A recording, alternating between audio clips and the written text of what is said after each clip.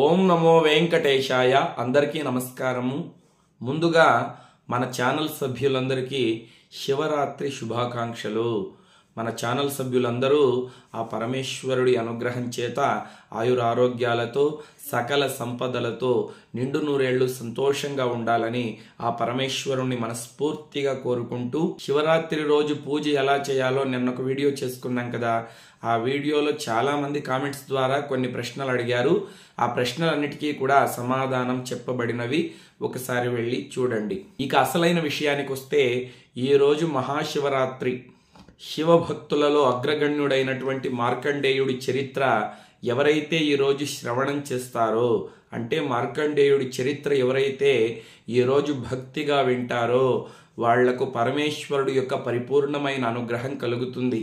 అంతేకాదు 1000 అశ్వమేధ యాగాలు, 1,00,000 రుద్రాభిషేకాలు, 1,000,000 సార్లు శివ పంచాక్షరి మంత్ర జపం చేసినటువంటి ఫలితం కలుగుతుంది. కాబట్టి మార్కండేయుడి యొక్క చరిత్ర ఈరోజు సంపూర్ణంగా మనం తెలుసుకుందాం. పూర్వం కృతయుగంలో ఒక భీకరమైన అరణ్యము, ఆ అరణ్యంలో ఒక ఆశ్రమాన్ని నిర్మించుకొని శివుణ్ణి పూజిస్తూ కాలం గడుపుతూ ఉండేవాడు మృకండ మహర్షి. ఈ మృకండ మహర్షికి ఆ పేరు ఎలా వచ్చిందంటే, ఆయన ఒక చెట్టు కింద కూర్చొని తపస్సు చేస్తూ ఉంటే ఆ అడవిలో ఉన్నటువంటి మృగములు కండూతిని తీర్చుకోవడానికి, అంటే దురదను తీర్చుకోవడానికి వాటి శరీరాలను ఈ మృకండ మహర్షికి రాసుకొని వెళుతున్నా కూడా ఆయన చలించకుండా తపస్సు చేసేవాడంట. మృగములు కండూతి తీర్చుకుంటున్నా కూడా చలించకుండా తపస్సు చేశాడు కాబట్టి ఆయనకు మృకండ మహర్షి అనేటువంటి పేరు సార్థకమైంది. ఆయన ప్రతినిత్యము కూడా పరమేశ్వరుణ్ణి పూజిస్తూ అతిథి అభ్యాగతులను సత్కరిస్తూ కాలం గడుపుతూ ఉండేవాడు. ఈ మృకండ మహర్షి భార్య పేరు మరుద్వతీదేవి. ఈ మరుద్వతీదేవి మహాపతివ్రత. ప్రతినిత్యము భర్తని అనుసరిస్తూ భర్త మాటకు ఎదురు చెప్పకుండా మనసా వాచా కర్మణ భర్తనే సేవిస్తూ ఉండేది. ఒకరోజు మృకండ మహర్షి శివ పూజ చేసి ఇంటి బయట కూర్చొని ధ్యానం చేస్తూ ఉన్నాడు. అంతలో మరుద్వతీదేవి వచ్చి భర్త పాదాలను కడిగి పూజించి నమస్కరిస్తుంది. అప్పుడు మృకండ మహర్షి అంటాడు, మరుద్వతి, ఏ జన్మంలో ఏ పుణ్యం చేసుకున్నానో తెలీదు, నీలాంటి అనుకూలవతి అయిన భార్య దొరకడం నా అదృష్టము సుమా. అనగానే మరుద్వతీదేవి భోరుమని ఏడ్చేసింది. మృకండ మహర్షి అడిగాడు, దేవి ఎందుకు ఏడుస్తున్నావు? ఎవరైనా ఏమన్నా అన్నారా? లేదు స్వామి, మన పెళ్లి జరిగి చాలా కాలమైంది. ఆ మహాదేవుడు అన్ని భోగభాగ్యాలను ఇచ్చాడు గాని సంతాన భాగ్యం ఇవ్వలేదండి. అందుకే నాకు చాలా బాధగా ఉంది. బాధపడద్దు దేవి, శివుడి అనుగ్రహం ఉంటే తప్పకుండా మనకు సంతానం కలుగుతుందిలే. ఇంకా ఎప్పుడు స్వామి? శర్వారీ దీపక చంద్ర ప్రభాత దీపకో రవి త్రైలోక్య దీపకో ధర్మ సుపుత్రో కులదీపక అని నీతి శాస్త్రంలో చెప్పారు కదా.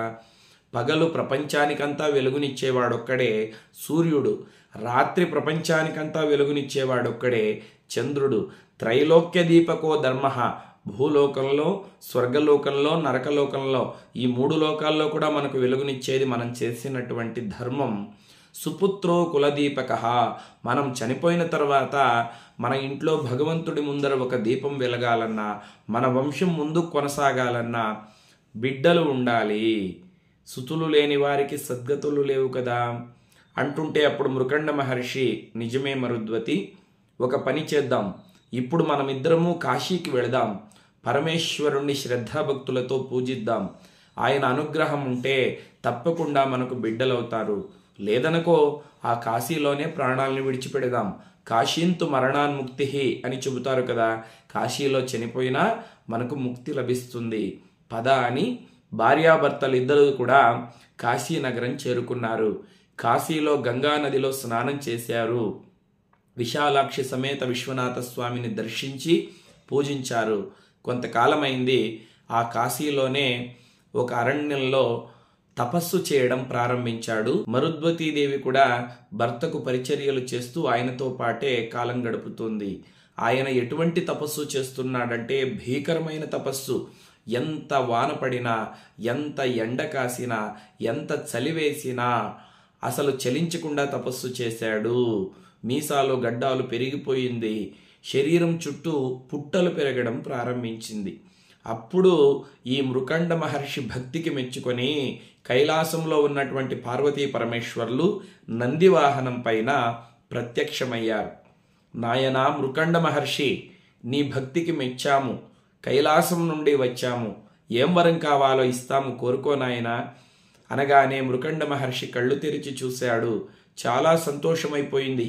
అమందానంద కందళిత హృదయారవిందుడై ఆ పార్వతీ పరమేశ్వర్లకు నమస్కరించి ఇలా అంటున్నాడు. కర్పూర గౌరం కరుణావతారం సంసారసారం భుజగేంద్రహారం సదా వసంతం హృదయారవిందే భవం భవాని సతతం నమామి. ఆ పార్వతీ పరమేశ్వర్లకు సాష్టాంగ నమస్కారం చేశాడు. అప్పుడు శివుడు అన్నాడు, మృకండ మహర్షి, ఏం వరం కావాలో కోరుకోవయ్యా, ఇస్తాను. స్వామి, సర్వము తెలిసినటువంటి వాడవు, నీకు తెలియదా తండ్రి, నాకు సంతానము లేదు, నాకు బిడ్డను ప్రసాదించు అంటే ఇక్కడ శివుడు చమత్కారంగా ఒక మాట అన్నాడు. మృకండ మహర్షి, తప్పకుండా నీకు సంతానాన్ని ప్రసాదిస్తాను, కానీ విద్యావంతుడు, బుద్ధివంతుడు, మహాదైవభక్తుడు అయినటువంటి కుమారుడు కావాలా, లేకపోతే అజ్ఞానవంతుడు, దుర్మార్గుడు, నీచుడు అయినటువంటి కుమారుడు కావాలా? బుద్ధివంతుడు, జ్ఞానవంతుడు, దైవభక్తుడు అయిన కుమారుణ్ణి నువ్వు కోరుకుంటే ఆ కుమారుడు 16 సంవత్సరాలు మాత్రమే జీవిస్తాడు. అజ్ఞానవంతుడు, దుర్మార్గుడు అయిన కుమారుణ్ణి నువ్వు కోరుకుంటే అతడు నిండు నూరేళ్లు జీవిస్తాడు. కాబట్టి కోరుకో. మృకండ మహర్షి ఒక క్షణం ఆలోచించి, స్వామి, దుర్మార్గుడు, అజ్ఞాని అయిన కుమారుడు 100 సంవత్సరాలు జీవించినా ఎటువంటి ఫలితమూ లేదు. వాని వల్ల తల్లిదండ్రులకే కాదు వంశానికంతా కూడా చెడ్డ పేరు వస్తుంది. ఇక జ్ఞానవంతుడు, దైవభక్తుడు, సన్మార్గుడు అయినటువంటి కుమారుడు 16 సంవత్సరాలు జీవించినా చాలు, అతన్ని చూసి ప్రతినిత్యము మేము సంతోషపడతాం. మాకు 16 సంవత్సరాలు జీవించేటువంటి కుమారుణ్ణే ప్రసాదించండి అన్నాడు. వెంటనే శివుడు చిరునవ్వుతో తదాస్తు అన్నాడు. వెంటనే మృకండ మహర్షి భార్య మరుద్వతీదేవి వచ్చి పార్వతీదేవి కాళ్ల మీద పడి ప్రార్థిస్తోంది. అమ్మా జగన్మాత, అమ్మలగన్న అమ్మవే, నా కడుపులో పుట్టినటువంటి బిడ్డ 16 సంవత్సరాలు జీవించి మరణిస్తే ఆ పుత్రశోకం నేను తట్టుకోగలనా? పుత్రశోకం నిరంతరమని నీతిశాస్త్రం చెబుతోంది కదా తల్లి, నీవు కూడా బిడ్డలు కన్నదానివే కదమ్మా, నీ స్వామితో చెప్పు, 16 సంవత్సరాలు జీవించి నా బిడ్డ మరణిస్తే నేను తట్టుకోలేను అంటే పార్వతీదేవి అంటుంది, అమ్మా, శివుని ఆజ్ఞ లేక చీమైనా కుట్టదు. పరమేశ్వరుడు ఎందుకు ఇలాంటి వరాన్ని ప్రసాదించాడో ఆయనకే తెలుసు, నీకు అంతా మేలే జరుగుతుంది అని ఆశీర్వదించింది. వెంటనే పార్వతీ పరమేశ్వర్లు అంతర్ధానం అయిపోయారు. ఇక ఈ ఋషి దంపతులు సంతోషంగా వాళ్ళ ఆశ్రమానికి వచ్చారు. పార్వతీ పరమేశ్వర్ల అనుగ్రహం చేత మరుద్వతీదేవి గర్భవతి అయింది. 9 నెలలు పూర్తయింది. కార్తీక మాసంలో సోమవారం నాడు ఒక శుభముహూర్తంలో మరుద్వతీదేవి కడుపులో నుండి ఒక బిడ్డ జన్మించాడు. ఇక ఆ భార్యాభర్తలకు చాలా సంతోషమైంది. చుట్టుపక్కల ఉన్నటువంటి ఋషులందరూ కూడా వచ్చి, ఈ పిల్లవాడు కారణ జన్ముడు, ఈ పిల్లవానికి మేమేమని నామకరణం చేస్తున్నామంటే మృకండ మహర్షి కుమారుడు కాబట్టి ఈ పిల్లవాడికి మార్కండేయుడు అని నామకరణం చేస్తున్నామని ఆశీర్వదించి వెళ్ళారు. ఇక మార్కండేయుడు చక్కగా పెరిగి పెద్దవాడవుతూ ఉన్నాడు. బుడి అడుగులు తడబడి వేస్తూ అమ్మా నాన్న అంటూ ఉంటే ఆ మార్కండేయుడిని చూసి వాళ్ళ తల్లి తండ్రి మురిసిపోతున్నారు. ప్రతినిత్యము మార్కండేయుడికి స్నానం చేయించడము, ఎర్రని కౌపీనము ధరింపజేయడము, మెడలో రుద్రాక్షలు వేసి విభూది పెట్టి ఆ పిల్లవాడి చేత శివనామ సంకీర్తనలు పాడిస్తూ ఉన్నారు. ఒకవైపు తల్లిదండ్రులకు సంతోషం, ఎంతో కాలానికి మగబిడ్డ పుట్టాడు అని, మరొక వైపు బాధ, 16 సంవత్సరాలకే ఈ పిల్లవాడు మరణిస్తాడు కదా అని. ఇక మార్కండేయుడు తన తండ్రి దగ్గర విద్యాభ్యాసం ప్రారంభించాడు. ఋగ్వేదము, యజుర్వేదము, సామవేదము, అథర్వణ వేదం అనేటువంటి 4 వేదాలని నేర్చుకున్నాడు. శాస్త్రాలని చదువుతూ ఉన్నాడు. ప్రతినిత్యము తల్లిదండ్రుల పాదాలకు నమస్కరిస్తూ ఉన్నాడు. ప్రతినిత్యము కూడా వారింట్లో శివ పూజ చేస్తూ ఉంటే ఆ పూజలో కూర్చొని మార్కండేయుడు కూడా ఆ శివుణ్ణి పూజిస్తూ ధ్యానిస్తూ ఉన్నాడు. చూస్తూ ఉండగానే 15 సంవత్సరాలు పూర్తయిపోయింది. ఒకరోజు సప్త మహర్షులు అంటే కశ్యప మహర్షి, అత్రి మహర్షి, భరద్వాజ మహర్షి, విశ్వామిత్ర మహర్షి, గౌతమ మహర్షి, వశిష్ఠ మహర్షి, జమదగ్ని మహర్షి అనేటువంటి 7 మంది ఋషులు కూడా ఈ మార్కండేయుడి ఆశ్రమానికి వచ్చారు. వెంటనే మార్కండేయుడి తల్లిదండ్రులు చెబుతారన్నమాట, మార్కండేయ, అక్కడ వస్తున్నటువంటి వాళ్ళు సామాన్యులు కారు, వారు సప్త మహర్షులు, వెళ్ళి ఆ 7 మంది పాదాలకు నమస్కరించు నాయనా అనగానే మార్కండేయుడు సంతోషంతో వచ్చి ఆ 7 మంది ఋషుల పాదాలకు నమస్కారం చేస్తూ ఉంటే ఆ ఋషులు దీర్ఘాయుష్మాన్ భవ, శతాయుష్మాన్ భవ అని ఆశీర్వదిస్తూ ఉన్నారు. వశిష్ఠ మహర్షి పాదాలకు నమస్కరించడానికి వెళితే ఆయన వద్దులే నాయన, నాకు నమస్కరించవద్దు అన్నాడు. వెంటనే ఈ ఋషుల కోపంతో వశిష్ఠ మహర్షి, పాపం ఆ చిన్నపిల్లవాడు వచ్చి నమస్కరిస్తూ ఉంటే ఆశీర్వదించకుండా ఎందుకు వద్దంటున్నారు? అప్పుడు వశిష్ఠ మహర్షి చిరునవ్వు నవ్వి, ఓ ఋషులారా, ఈ మార్కండేయుడికి శివుడు 16 సంవత్సరాలు మాత్రమే ఆయుష్నిచ్చాడు, కానీ మీరు అది తెలియకుండా దీర్ఘాయుష్మాన్ భవ, శతాయుష్మాన్ భవ అని ఆశీర్వదిస్తూ ఉన్నారు, అందుకే నేను నవ్వాను అంటే వెంటనే ఈ ఋషులందరూ భయపడి, అయ్యయ్యో మేము ఎంత పొరపాటు చేశాము అని బాధపడుతూ ఉంటే ఆ మార్కండేయుడి తల్లిదండ్రులు వచ్చి, స్వామి మీ దీవెనలు పొల్లుపోదు కదా, మా పిల్లవాడు దీర్ఘాయుష్వంతుడైతాడు కదా అంటుంటే ఆ ఋషులు అన్నారు, చూడు మృకండ మహర్షి, మేమెవరూ సామాన్యులము కాము, మేము ఋషులము, ఆ భగవంతుణ్ణి ప్రతినిత్యము పూజించేటువంటి వాళ్ళము. మా నోట్లో భగవంతుడు ఎందుకు ఇలా పలికించాడో తెలియదు, ఈ మార్కండేయుణ్ణి మాతో పంపించు, ఇప్పుడు మేము బ్రహ్మలోకానికి వెళుతున్నాం, ఆ బ్రహ్మదేవుడి పాదాలకు నమస్కరింపజేస్తాం, ఆ బ్రహ్మదేవుడు కూడా మార్కండేయుణ్ణి దీర్ఘాయుష్మాన్ భవ అని ఆశీర్వదిస్తే తప్పకుండా మీ కుమారుడు దీర్ఘాయుష్వంతుడవుతాడు అనగానే వాళ్ళ తల్లిదండ్రులు చాలా సంతోషపడి, అలాగే స్వామి తీసుకొని వెళ్ళండి అనగానే ఈ సప్త ఋషులు మార్కండేయుణ్ణి బ్రహ్మలోకానికి తీసుకొని వెళ్ళారు. బ్రహ్మలోకంలో తామర పుష్పం పైన కూర్చొని ఉన్నాడు చతుర్ముఖ బ్రహ్మ. 4 తలలతో 8 చేతులతో పద్మాసనంలో కూర్చొని మన తలరాతలు రాస్తూ ఉన్నాడు బ్రహ్మ. ఎవడు యోగి, ఎవడు భోగి, ఎవడు త్యాగి, ఎవడు విరాగి, ఎవడు భైరాగి అని చెప్పి మన తలరాతలు రాస్తూ ఉన్నాడు. బ్రహ్మదేవునికి 3 భార్యలు, గాయత్రి, సావిత్రి, సరస్వతీదేవి. సరస్వతీదేవి చక్కగా వీణ వాయిస్తూ ఉంది. ఆ బ్రహ్మలోకంలో జ్ఞాన తపో సంపన్నులందరూ ఆసీనులై ఉన్నారు. ఓం నమో బ్రహ్మదేవాయ నమః, ఓం నమో బ్రహ్మదేవాయ నమః అంటూ ఉన్నారు. ఈ సప్త ఋషులు మార్కండేయుణ్ణి బ్రహ్మలోకానికి తీసుకొని వచ్చి, ఓ మార్కండేయ, అక్కడ కూర్చొని ఉన్నాడు చూడు ఆ పెద్ద ఆయనే బ్రహ్మదేవుడు, వెళ్ళి ఆయన పాదాలకు నమస్కరించు అనగానే మార్కండేయుడు పరుగు పరుగున వెళ్ళి ఆ సరస్వతీదేవికి బ్రహ్మదేవుడికి నమస్కరిస్తాడన్నమాట. వెంటనే బ్రహ్మదేవుడు దీర్ఘాయుష్మాన్ భవ, శతాయుష్మాన్ భవ అని ఆశీర్వదించాడు. వెంటనే సప్తమహర్షులు పక్కుమని నవ్వారు. వెంటనే బ్రహ్మదేవుడికి కోపం వచ్చింది. ఓ ఋషులారా, ఎందుకలా నవ్వుతున్నారు? ఏమీ లేదు స్వామి, పరమేశ్వరుడు ఈ మార్కండేయుడికి 16 సంవత్సరాలు మాత్రమే ఆయుష్ని ప్రసాదించాడు, కానీ మీరు దీర్ఘాయుష్మాన్ భవ, శతాయుష్మాన్ భవ అని ఆశీర్వదించారు. మీ ఆశీర్వాదం ఫలిస్తుందా లేకపోతే శివుడి మాట ఫలిస్తుందా అని మేము నవ్వేశాము అంటే బ్రహ్మదేవుడు యోగ దృష్టితో చూసి, అరెరే ఎంత పని చేశారయ్యా, మీరెందుకు ఇక్కడికి తీసుకొని వచ్చారు ఈ మార్కండేయుడిని అంటే, స్వామి ఇంతవరకు మేము తగిలించుకున్నాము, ఇప్పుడు మేము వదిలించుకున్నాము, మీరు తగిలించుకున్నారు అంటే బ్రహ్మదేవుడు, సరే జరిగిందేదో జరిగిపోయింది, ఈ పిల్లవాడు మహాభక్తుడు కాబట్టి ఇతడు దీర్ఘాయుష్వంతుడు కావాలి, మీరు శివ పూజా విధానం గురించి ఇతడికి వివరించి శివ పంచాక్షరి మంత్రం ఉపదేశం చేయండి, నేను కైలాసానికి వెళ్ళి ఆ పరమేశ్వరుణ్ణి ప్రార్థిస్తాను, మార్కండేయుడికి దీర్ఘాయుష్ని ప్రసాదించమని అని బ్రహ్మదేవుడు చెప్పగానే ఋషులు సంతోషపడి మార్కండేయుణ్ణి మళ్ళా భూలోకానికి తీసుకొని వచ్చి శివ పూజా విధానం గురించి వివరించారు.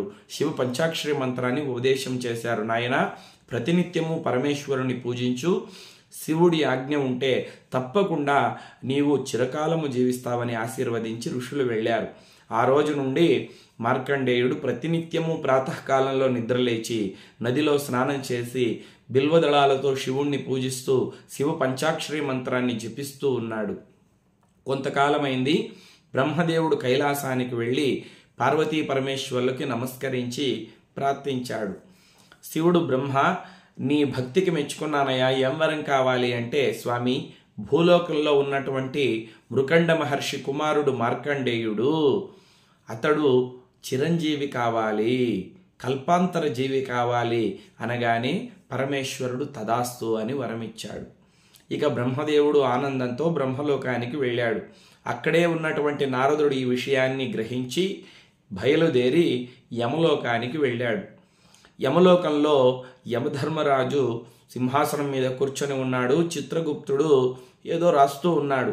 నారాయణ నారాయణ అనగానే యమధర్మరాజు నారదుడికి నమస్కరించి, ఏమి నారద మహర్షి, ఇలా యమలోకానికి వచ్చారు మీరు? ఏమీ లేదయా యమధర్మరాజా, భూలోకంలో మార్కండేయుడు ఉన్నాడు కదా, అతడికి ఇంకా ఎంత ఆయుర్దాయం ఉంది అనగానే యమధర్మరాజు, చిత్రగుప్త ఒకసారి మార్కండేయుడి ఆయుష్ని లెక్కించు. స్వామి, ఇక మార్కండేయుడికి 2 రోజులు మాత్రమే ఆయుష్ మిగిలి ఉంది.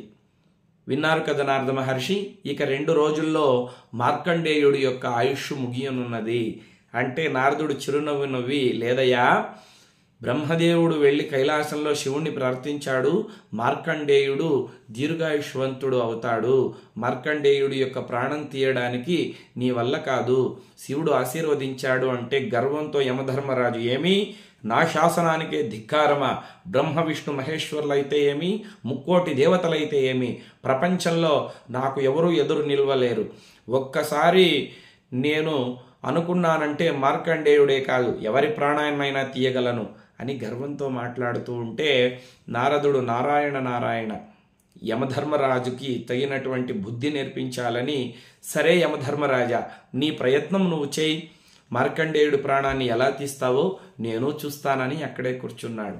వెంటనే యమధర్మరాజు తన భటుల్ని పిలిచి, చండ ప్రచండ, వెళ్ళి ఆ మార్కండేయుడి ప్రాణం తీసుకొని రండి అనగానే యమదూతలు బయలుదేరి భూలోకానికి వచ్చారు. మార్కండేయుడు శివలింగం ముందర కూర్చొని పంచాక్షరి మంత్రాన్ని జపం చేస్తున్నాడు. యమదూతలు అక్కడికి వచ్చి యమపాశం వేశారు. ఆ పాశం మళ్ళా వచ్చి యమదూతల మీదే పడింది. మళ్ళా 2వసారి యమపాశం వేశారు. మళ్ళీ ఆ యమపాశం వచ్చి యమదూతల మీదే పడింది. రే, ఇతడు తపస్సు చేస్తున్నాడ్రా, ఈ తపస్సుని ఎలాగైనా భంగం చేయాలని యమదూతలు మార్కండేయుడిని పట్టుకోబోయారు. వెంటనే భయంకరమైనటువంటి అగ్నిజ్వాలలు మార్కండేయుడి శరీరంలో నుండి వచ్చాయి.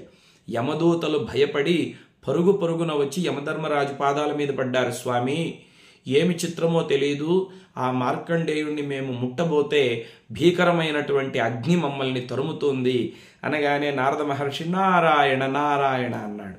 ఇంకా కోపం పెరిగిపోయింది యమధర్మరాజుకి.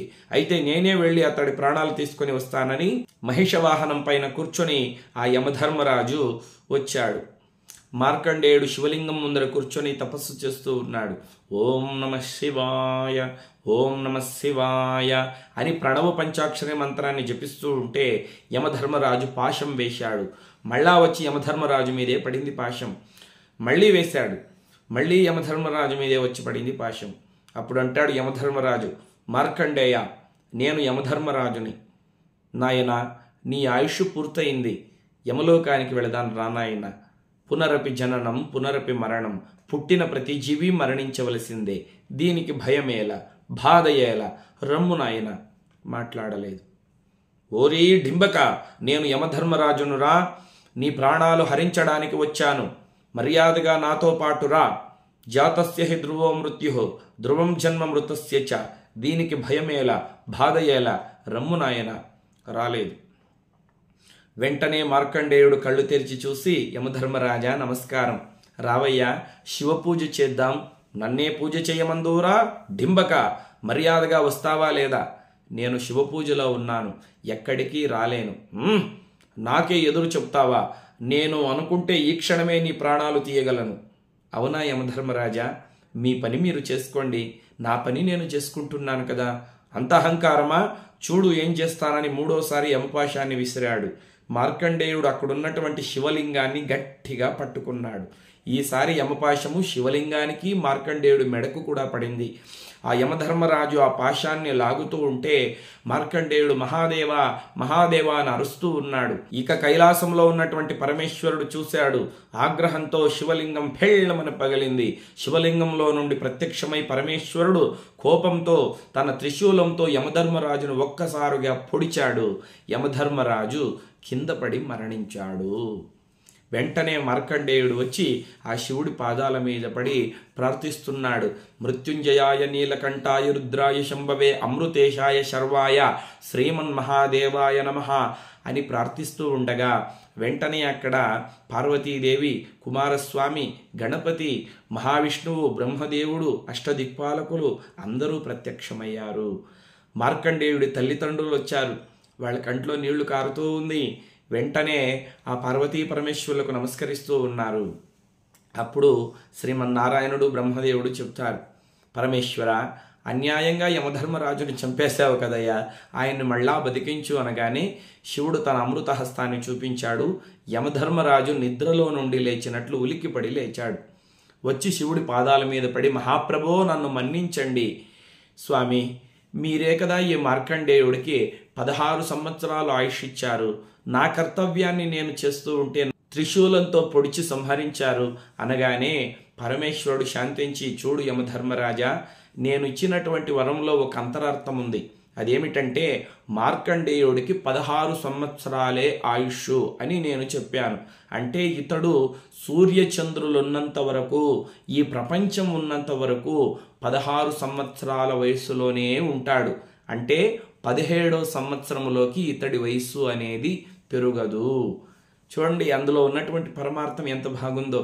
16 సంవత్సరాలు దాటి 17వ సంవత్సరంలోకి మార్కండేయుడు ప్రవేశించడు. అంటే ఎప్పటికీ ఆయన 16 సంవత్సరాల వాడే, 17 సంవత్సరాల వాడు కాదు అని అందులో ఉన్నటువంటి అర్థమయ్యా. దాన్ని గ్రహించలేక నా భక్తుడి మీద యమపాశం వేస్తావా అంటే, స్వామి ఈ విషయం తెలియకుండా నేను పొరపాటు చేశాను, నన్ను క్షమించండి అంటే అప్పుడు శివుడు చెప్తున్నాడు, జాగ్రత్త యమధర్మరాజా, నా జోలికి కానీ నా భక్తుల జోలికి కానీ వస్తే నేను ఊరుకోను అనగానే యమధర్మరాజు క్షమించండి ప్రభు అని అంతర్ధానమైపోయాడు. ఇక దేవతలందరూ కూడా మార్కండేయుణ్ణి ఆశీర్వదించారు. పార్వతీ పరమేశ్వరులు చిరునవ్వు నవ్వి, మార్కండేయ, నీవు నీ శివభక్తితో మృత్యువునే జయించావు నాయన, కాబట్టి నీ చరిత్ర ఆచంద్రార్కంగా వర్ధిల్లుతుంది. ఎవరైతే నీ కథను శ్రద్ధాభక్తులతో వింటారో వారికి మా పరిపూర్ణమైన అనుగ్రహం కలుగుతుంది, ఆయురారోగ్యాలు అష్టైశ్వర్యాలు సిద్ధిస్తుంది, అంత్యమందు శివ సాన్నిధ్యం కలుగుతుందని మార్కండేయుణ్ణి దేవతలందరూ ఆశీర్వదించి అంతర్ధానమయ్యారు. ఆ రోజు నుండి ఈ రోజు దాకా కూడా మార్కండేయుడు శివనామ సంకీర్తనలు చేస్తూ ఆయన చిరంజీవిగా వర్ధిల్లుతున్నాడు. ఇది మార్కండేయ మహర్షి చరిత్ర. కాబట్టి శివరాత్రి రోజు ఒక మహాభక్తుడి యొక్క చరిత్రను మనం విన్నాం కదండి. ఈ కథను విన్నటువంటి మనందరికీ తప్పకుండా శివానుగ్రహం కలుగుతుంది. లోకా సమస్తా సుఖినో భవంతు. స్వస్తి.